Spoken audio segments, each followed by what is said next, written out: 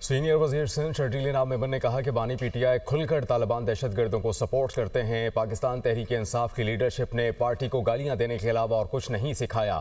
ये मुल्क के इदारों के खिलाफ घिनौना प्रोपेगंडा कर रहे हैं। वजीर आला खैबर पख्तूनख्वा को सिंध में प्रोटोकॉल देंगे।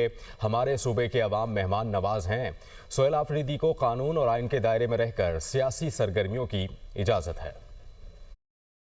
हमें उनकी तर्क सियासत से एतराज़ है पीटीआई की। मुझे तो सबसे ज़्यादा एतराज़ है, मैं तो उसको मान रहा हूँ। उनके तर्क सियासत से एतराज़ात हैं। आज अगर मुल्क में जब इनके प्राइम मिनिस्टर थे, जिस तरीके से वो तालिबान की दफातर खुलवाने के लिए बात करते थे खैबर पख्तूनख्वा में, मुझे उस पर एतराज़ात हैं। जिस तरीके से वो दहशतगर्दों को उसकी हुकूमत में, इमरान खान की हुकूमत में तालिबान और दहशतगर्दों को जो जेल में थे उनको छोड़ा गया, मुझे उस पर भी एतराज़ात हैं। जो वो हमारे मुल्क के इदारों के ख़िलाफ़ एक घिनौना प्रोपेगेंडा कर रहे हैं, हमें उस पर भी एतराज़ात हैं।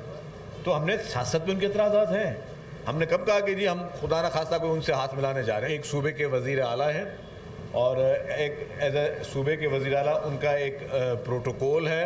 उनको एक उनकी जो चीज़ें उनको मिलनी चाहिए एज ए प्रोटोकॉल, वो उनको दी जाएंगी। सिंध की आवाम ने हमेशा लोगों को वेलकम किया है और सिंध की आवाम ने हमेशा जो है मेहमान नवाजी जो है उसका एक हमारा एक रहा है, हमारा बुनियादी जो उसको कभी उसका साथ हमने नहीं छोड़ा। जहाँ जहाँ पे उनकी होंगी एक्टिविटीज़ उस पे हम उनको सिक्योरिटी भी गवर्नमेंट प्रोवाइड करेगी, गवर्नमेंट उनको असिस्ट भी करेगी और जो भी उन्होंने एक्टिविटीज़ करनी है कानून और आइन के दायरे में रहकर उनको उन तमाम एक्टिविटीज़ में उनको पूरी उनको इजाज़त है।